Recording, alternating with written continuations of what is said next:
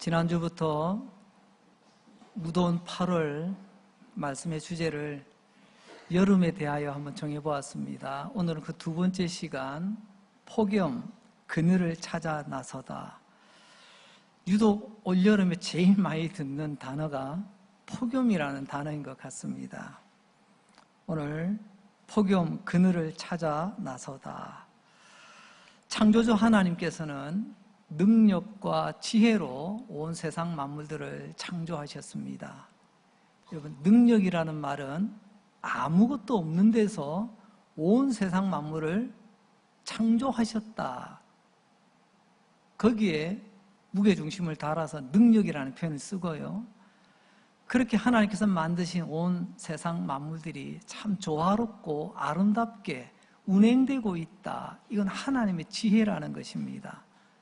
그래서 우리는 창조하면 하나님의 능력만 생각할 때가 많은데 사실은 하나님의 능력 그리고 하나님의 지혜로 창조되어지고 창조물이 지금 유지되어지고 있습니다.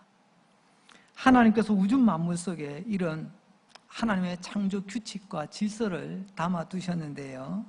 그 규칙과 질서 중에 최고봉이 뭐냐? 아마 그것은 그 뭐라고 해도 저는 봄, 여름, 가을, 겨울, 계절이라고 생각이 되어집니다. 특별히 시편 74편 17절 말씀을 보면 주께서 땅의 경계를 정하시고 주께서 여름과 겨울을 만드셨나이다.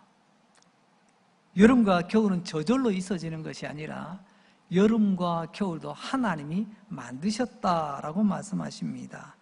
여름과 겨울도 하나님이 만드신 피조물이요, 그 여름과 겨울의 질서도 하나님이 만드셨다는 말씀입니다. 이런 시편의 찬양, 여름과 겨울을 만드신 하나님을 찬양하라는 거겠죠.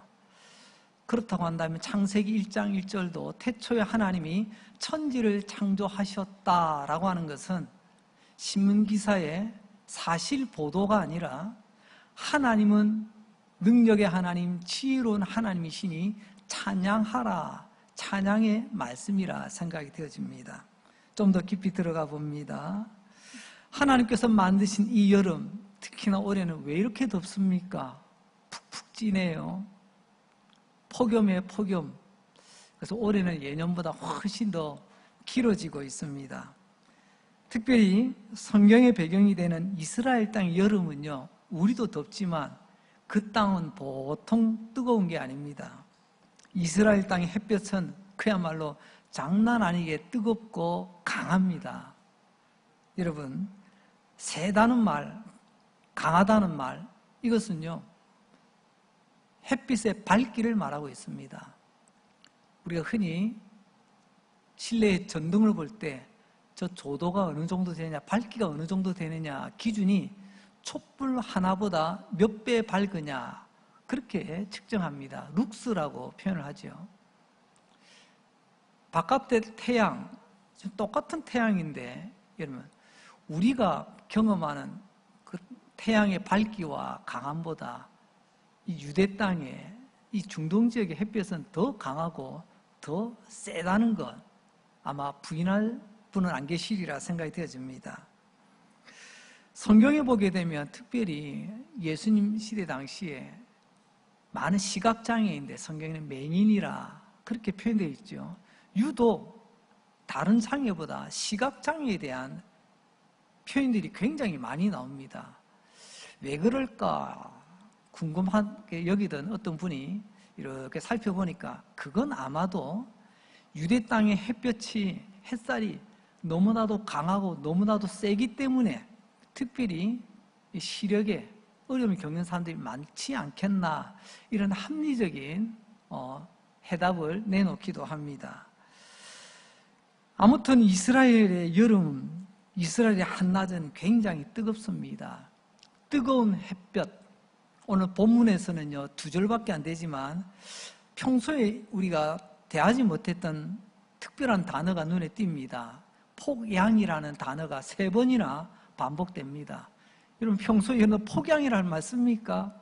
우리 성경에는 있어요. 굉장히 강하고 센 햇볕이라는 말이겠지요.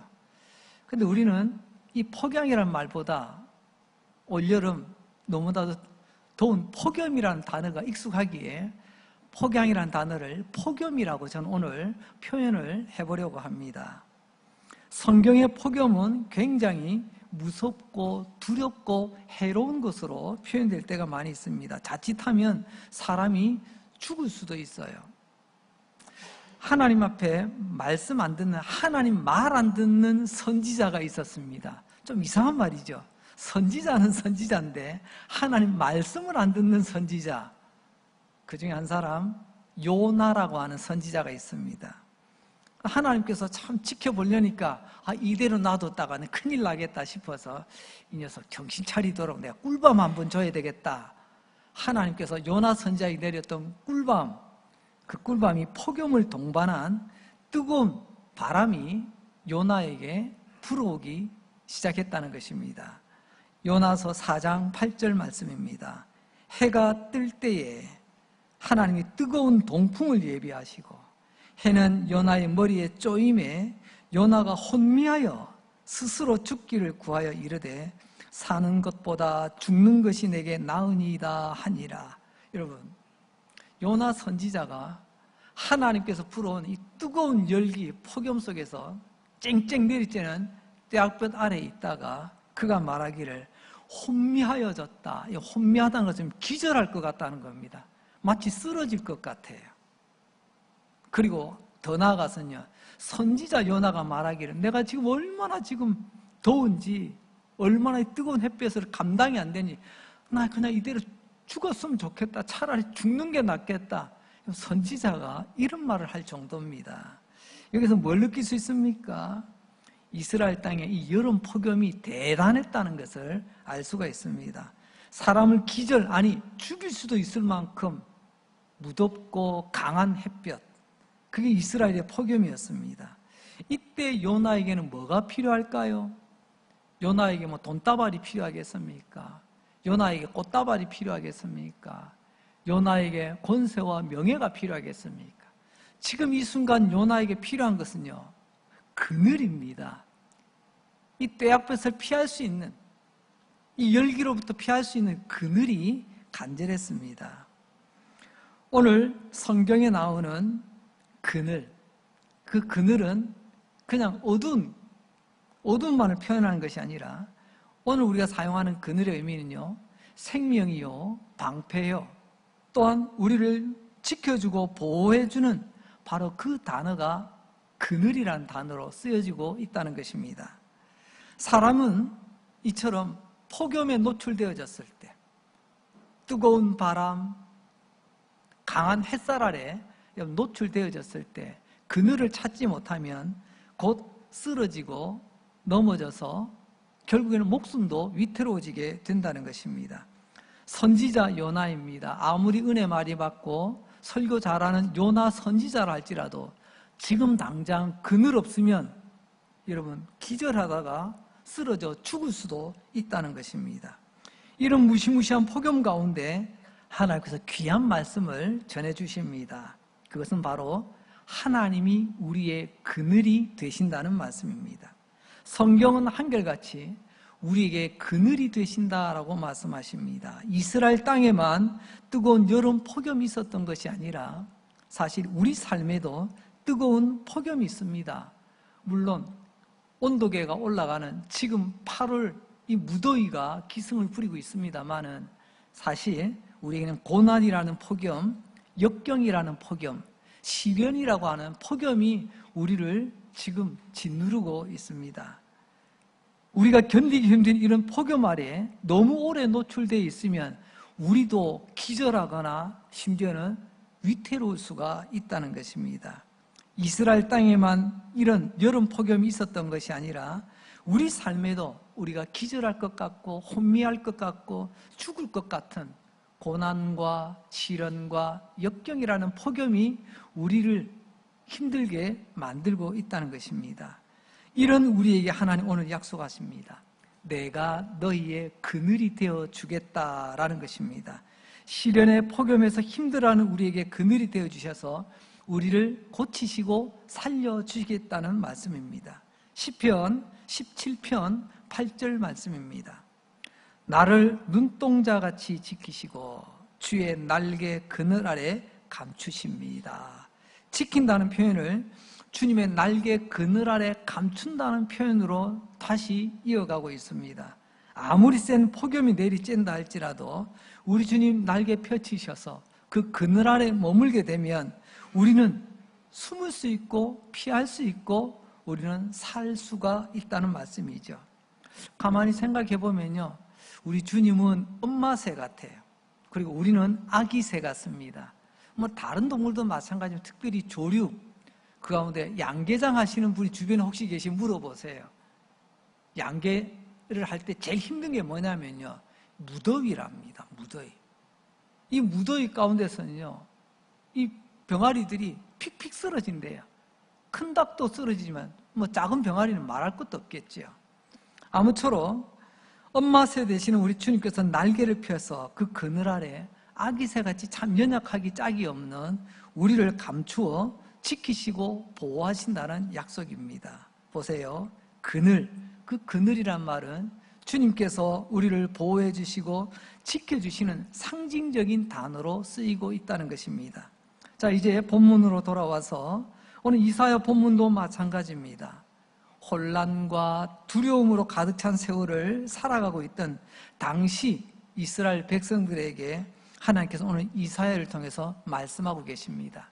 그때 그 나라의 형편이 어떠하냐, 그 상황을 살펴보게 되면요, 오늘 우리로 치자면 역대급 폭염이 몰려옵니다. 아수르라고 하는 폭염, 그 뒤에 역대급 열대야가, 초열대야가 몰려옵니다. 그게 바벨론이에요. 북이스라엘이 아수르에 무너지고 이제 남유다가 바벨론에게 무너집니다. 나라가 망하는 거죠. 이렇게 날마다 아침마다 주님의 은혜와 자비가 아니면 살아갈 수 없는 바로 역대급 폭염과 역대급 초열대야와도 같은 열대야와도 같은 아수르 제국 바벨론으로부터 연거푸, 연타를 맞고 지금 기진맥진해 있는 그 이스라엘을 향해서 하나님께 주시는 말씀입니다. 이사야서 25장 4절, 오늘 본문의 말씀이죠.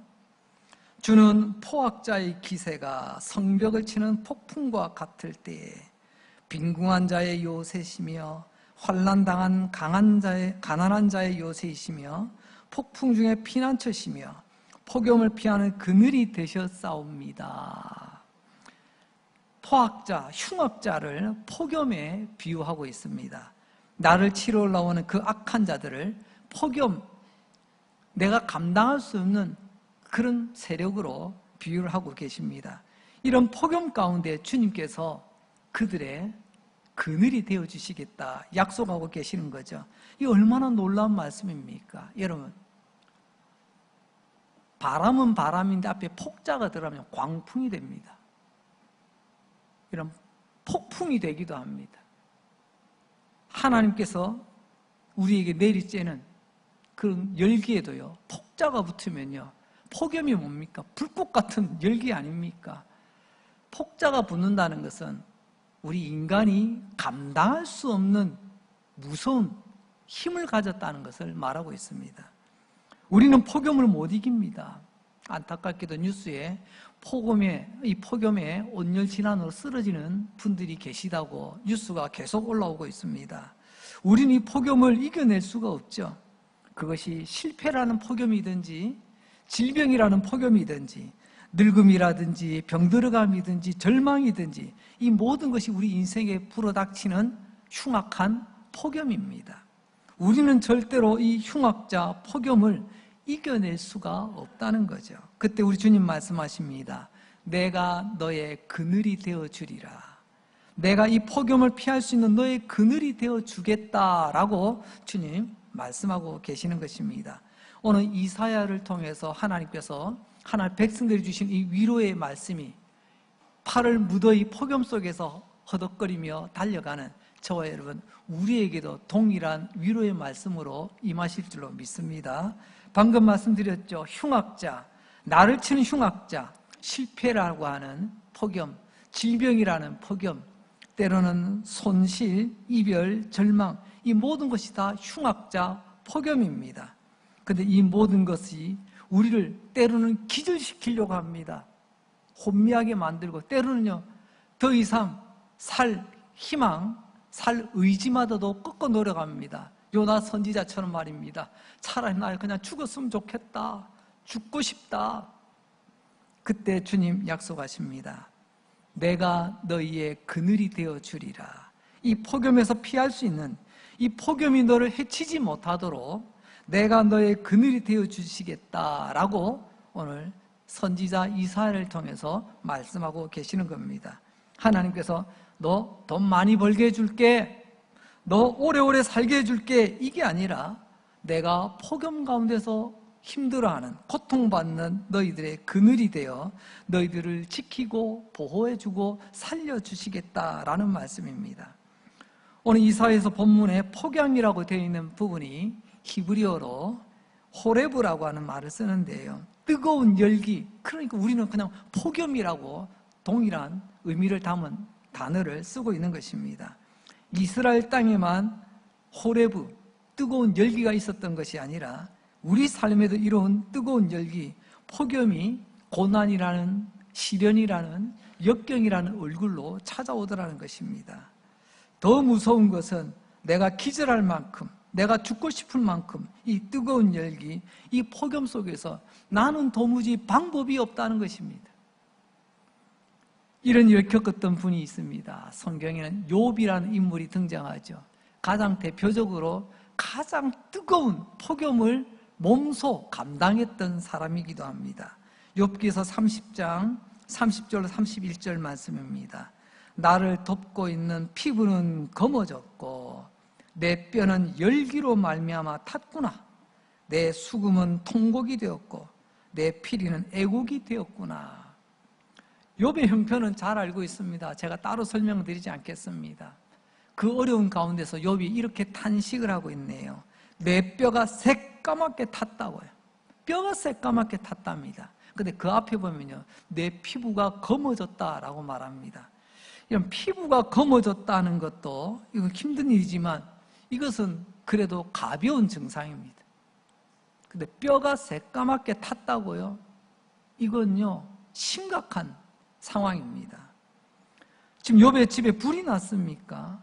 불이 나서 욥의 뼈가 지금 탄 게 아니잖아요. 저는 아직까지 욥이 힘들고 어려운 일들을 겪었지만 집에 불이 나서 어렵다, 그런 말을 아직 저는 본 적이 없어요. 근데 뭐라고 지금 표현하고 있습니까? 욥이 내 뼈가 새까맣게 탔다. 그 이유가 뭐냐? 열기로 말미암아. 여기서 열기가요, 우리가 오늘 본문에서 나오는 폭양이라고 번역되어 있는 그 히브리어 호레브, 똑같은 단어를 쓰고 있습니다.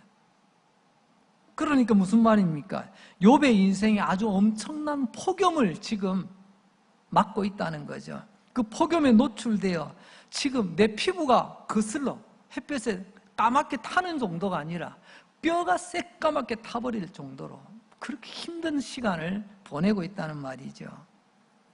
우리는 욥이 얼마나 힘들었을까라는 것을 짐작할 수가 있게 됩니다.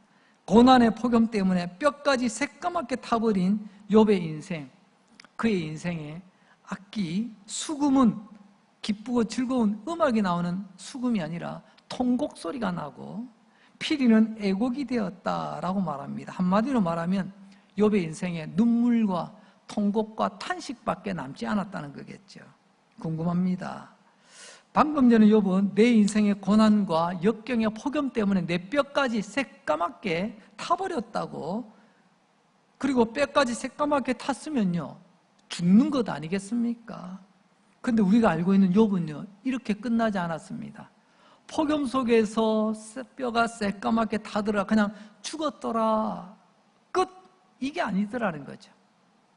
비록 그가 폭염이라는 삶의 인생의 역경의 고난 가운데 정말 죽을 것 같은 고통이었지만 욥은 다시 일어납니다. 욥은 회복됩니다. 왜요? 오늘 결론은 바로 나옵니다. 하나님이 욥의 그늘이 되어주셔서 욥은 다시 회복되었다는 것입니다. 하나님께서 뼈까지 새까맣게 타서 이제 죽을 일만 남아있던 욥, 그 욥의 그늘이 되어주셔서, 하나님께서 그늘이 되어주셔서 감당할 수 있는 힘을 주시고 용기를 주시고 소망을 주셨기 때문에 여러분, 우리로서 상상할 수 없는 삶의 가장 고통스러운 폭염 가운데 노출되어졌던 욥이 회복되어 믿음의 사람으로 우뚝 세워지게 되었다는 말씀이죠. 이제 두 번째 주제입니다. 성경에는요, 그늘에 대해서 두 가지를 우리에게 말하고 있습니다. 우리는 폭염 속에서 그 그늘을 찾아 나서야 되는데요. 근데 그 그늘이 가짜 그늘이 있고 진짜 그늘이 있는데, 여러분, 가짜 그늘, 엉뚱한 그늘 찾으면 인생 헛수고라는 말씀입니다. 가짜 그늘이 뭡니까? 그것은 나를 지키지 못하고 나를 보호해주지 못하고 나를 회복시키지 못하는 그늘 아니겠습니까? 때로는 어떤 사람이 나의 그늘이 될 것 같습니다. 그래서 이 사람 저 사람 찾아 나섭니다. 때로는요, 이 세상에 물질과 권력이 그늘처럼 보입니다. 그래서 있는 것, 내가 지금 얼마나 가지고 있지? 얼마나 융통할 수 있지? 여기 기대려고 합니다. 하지만 이 모든 것이 폭염으로부터 나를 지켜주지 못하는 가짜 그늘이라는 거예요. 그래서 오늘 이사야서 30장 2절에서는 이렇게 말씀합니다. 여기서 그들은요, 이스라엘 백성들을 말합니다. 지금 아수르를 통해서 두들겨 맞고 바벨론을 통해서 또 두들겨 맞는 그런 어려움 가운데 있던 이스라엘, 그들이 바로의 세력, 바로가 애굽의 왕입니다. 파라오. 그들이 파라오의 세력 안에서 스스로 강하려 하여 애굽의 그늘에 피하려 하여 애굽으로 내려갔으되 나의 입에 묻지 아니하였도다. 여기서 그들은 하나님의 백성이라고 말씀드렸죠. 더 좁히면요, 저와 여러분, 우리를 말하고 있습니다. 하나님의 백성이 애굽이라는 그늘로 기어 들어갔다는 말씀입니다. 그 당시 이스라엘 백성들이 보기에는 가장 훌륭하게 보이는, 가장 든든한 그늘이 애굽. 과거에 이집트는 대단했거든요. 센 나라였습니다. 그 애굽 그늘 밑에 기어 들어가면 내가 살 줄 알았어요. 그러나 하나님의 백성들이 하나님의 그늘 밑으로 기어 들어가야 되는데, 애굽이라고 하는 그늘 밑으로 기어 들어갔을 때 과연 그 끝이 좋았을까요? 결코 그렇지 않죠. 그들이 들어가서 그들이 보호받는 그늘은 애굽이라는 그늘이 아니라 그것은 사실 가짜 그늘이었습니다. 애굽이라는 그늘, 내 눈에 보기에는 그게 세상적으로 강해 보이고 있어 보이고 그럴듯하게 보이지만, 그러나 그 애굽은 결코 이스라엘의 그늘이 되지 못했습니다. 이사야서 30장 5절은 이렇게 우리에게 그때 상황을 말씀해 주고 있습니다. 그들이 다 자기를 유익하게 하지 못하는 민족으로 말미암아 수치를 당하리니, 여기서 그들이 이스라엘 백성들이에요. 그들이 애굽으로 내려갔지 않습니까? 그 애굽 민족이 돕지도 못하며 유익하게도 못하고 수치가 되게 하며 수욕이 되게 할 뿐임이니라. 줄 잘못 썼다는 겁니다. 엉뚱한 근을 찾았다는 것입니다. 애굽은 너를 돕지 못한다. 세상의 그늘은 너를 돕지 못한다는 말씀이죠. 자, 다시 요나 이야기로 돌아오려고 합니다. 하나님께서는 요나의 머리에 박넝쿨 하나를 두셨습니다. 그 박넝쿨이 자라면서 잎사귀가 벌어지면서 그 잎사귀가 그늘을 만들어 요나가 조금 전에 어땠습니까? 그 땡볕에 그 뜨거운 열기에 아유, 내가 지금 기절할 것 같다. 혼미하여. 아이고, 내가 이대로 죽을 것 같다. 그 요나에게 박넝쿨을 자라게 하여 그 잎사귀 그늘을 만들어 피하게 해주었어요. 그랬더니 요나가요, 좋답니다. 아이고, 이렇게 그늘이 좋은 것을. 근데 그것도 잠시예요. 하나님께서 그 박넝쿨 벌레가 들어서 다 갉아먹게 만들었습니다. 벌레가 갉아먹는 만큼 그늘이 줄어드네요. 나중에는 박넝쿨이 시들해집니다. 그늘이 시들해졌습니다. 이게 세상 그늘의 특징이라는 거죠. 세상 그늘은 언젠가는 시듭니다. 오래 가질 못합니다. 내가 믿었던 청춘, 내가 믿었던 물질, 내가 믿었던 권력, 그것은 애굽의 그늘이요 요나에게 잠시 기쁨을 주었던 박넝쿨 그늘과도 같다는 것입니다. 언젠가 이 박넝쿨 시들고 맙니다. 박넝쿨이 시들어 쪼그라드는 만큼 그늘도 시들고 쪼그라드는 거죠. 결국 요나는 다시 기절할 정도로, 스스로 죽기를 원할 정도로 뜨거운 폭염 속에 노출되고 만다는 것입니다. 결론적으로 말하자면 우리는 그늘을 사모해야 됩니다. 찾아 나서야 됩니다. 하지만 단 조건이 있습니다. 시들지 않는 그늘, 영원한 그늘을 찾아 나서야 된다는 거죠. 마치 박넝쿨처럼 시들고 쪼그라져서 없어지는 그런 그늘이 아니라 영원한 그늘 말입니다. 이제 마지막 세 번째로, 그 영원한 그늘이 바로 예수 그리스도십니다. 예수님은 십자가에서 우리 죄를 짊어지시고 십자가에서 나 위하여 우리 위하여 죽으셨습니다. 죄를 이기시고 사흘 만에 부활하시고 사망을 이기셨습니다. 이제는 승천하셔서 하나님 우편 보좌에서 우리 위하여 기도하고 계십니다. 모든 나라, 모든 민족, 모든 세계를 다스리고 통치하고 계시죠. 우리 예수님을 그래서 우리는 만왕의 왕, 만유의 주라고 고백하기도 합니다. 이 예수님이야말로 시들지 않는 호박잎, 시들지 않고 영원한 그늘, 바로 예수 그리스도라고 말씀하고 계십니다. 여러분, 예수님은 세상의 고난과 역경의 폭염에서 우리를 구하여 내시고 우리를 보호하시고 우리를 지켜내실 영원한 그늘이 되심을 믿으시기 바랍니다. 오직 예수님만이 우리를 폭염에서 건질 수가 있습니다. 여러분, 현실적인 폭염뿐만이 아니라 영적인 폭염도 있습니다. 그게 뭘까요? 죄라는 폭염입니다. 또한 죽음이라는 폭염입니다. 그리고 영원한 심판이라는 폭염, 지옥이라는 폭염, 이게 바로 영적인 폭염입니다. 우리 인간이 어찌 천하의 애굽, 천하의 호박잎으로 이 죄와 죽음과 형벌과 지옥의 이 폭염을 가릴 수가 있겠습니까? 오직 예수 그리스도만이 우리를 죄의 폭염에서 건져내시지 않겠습니까? 오늘 우리가 말씀 후에 부를 찬송이 주보를 보시면 나와 있습니다. 415장이에요. 415장은 이렇게 시작합니다. 십자가 그늘 아래 나 쉬기 원하네. 저 햇빛 심이 뜨겁고 또 짐이 무거워. 십자가 그늘 아래 쉬기 원하는 우리 어느 믿음의 선배의 기도의 내용이요, 찬송 가사 내용입니다. 십자가 그늘 아래 나 쉬기 원합니다. 여러분, 이 찬송가가, 여러분 찬송가 나중에 한번 슬쩍 한번 보세요. 우리 찬송가는 작사가, 작곡가 이게 딱 표시가 다 되어 있습니다. 이 찬송 작사는 19세기 스코틀랜드의 엘리자베스 클린 페인이라고 하는 여인이 작사한 곡입니다. 참 신실한 믿음의 여인인데 몸에 장애를 가지고 있었어요.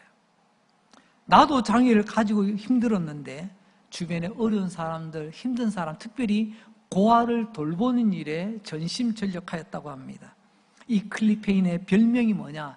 햇살이었어요. 햇살. 마지막 고아원에서 죽게 되는데 고아를 섬기다가 죽는데 그때 나이가 몇이냐? 여러분, 몇 살 정도 될 것 같습니까? 39살에 죽습니다. 아름다운 햇살 같은 39의 여인, 39에 죽습니다. 그런데 오늘 우리가 부르게 될 415장은요, 바로 이 클리페인이 죽기 직전에 그때 마지막으로 남긴 작사라고 합니다. 그 말은 달리 말하자면 지금 이 여인에게는 죽음의 두려움이 다가오고 있었습니다. 그동안 자기가 살았던 삶을 돌아보며 내 몸에 장애를 가졌던 그 어려움, 그리고 그 장애를 곱지 않은 눈으로, 따가운 눈으로 바라보던 그 눈총들, 아무도 알아보지 않는 나의 지난날의 고달픈 삶들, 그런데 39이란 이 나이에 죽음마저 다가오게 되었을 때 이 클리페이는 다가오는 죽음에 대해서 이렇게 고백했던 것입니다. 십자가 그늘 아래 나 쉬기 원합니다. 얼마나 그동안 고단한 삶을 살았으면, 여러분 39살의 이 믿음의 여인 클리페인이 주님 이제 십자가 그늘 아래 쉬고 싶습니다 라는 표현을 했겠습니까? 여러분, 죽음을 십자가 그늘 아래 쉬는 시간으로 표현하는 이 클리페인의 믿음의 고백을 다시 한번 생각해 보니 우리가 놀라지 않을 수가 없습니다. 감동이 됩니다. 주님, 나 이제 십자가 그늘 아래 쉬고 싶습니다.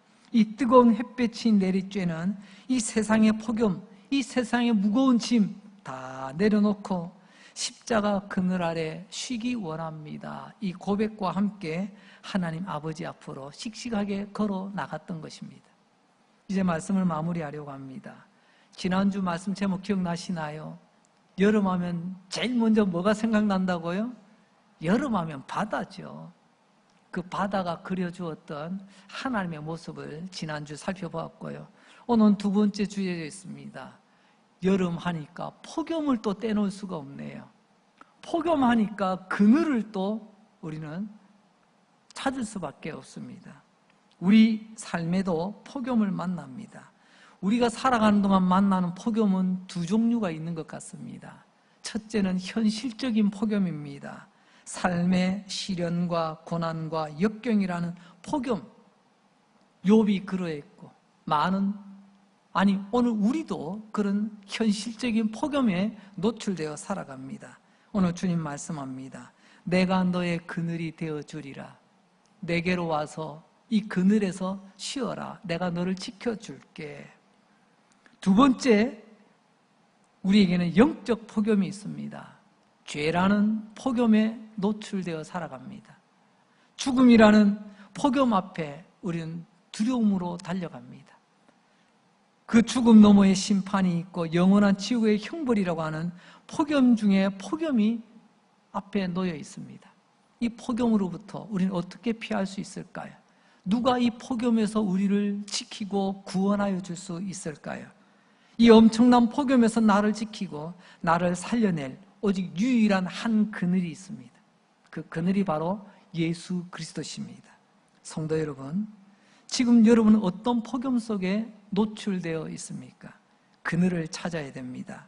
그런데 그 그늘은 조건이 있다고 말씀드렸죠. 여러분이 찾고 여러분이 사모해야 될 그 그늘은 폭염보다 커야 됩니다. 폭염보다 짙어야 됩니다. 폭염보다 완전해야 됩니다. 그리고 그 폭염보다 영원해야 됩니다. 그 그늘은 오직 예수 그리스도밖에 없다는 것입니다. 뒤집어 말하자면 예수 그리스도는 폭염보다 큰 그늘입니다. 예수 그리스도는 폭염보다 더 짙은 그늘입니다. 예수 그리스도는 폭염보다 더 완전한 그늘입니다. 이 세상의 폭염은 언젠간 없어지겠지만 예수 그리스도는 우리의 영원한 그늘이 되실 것입니다.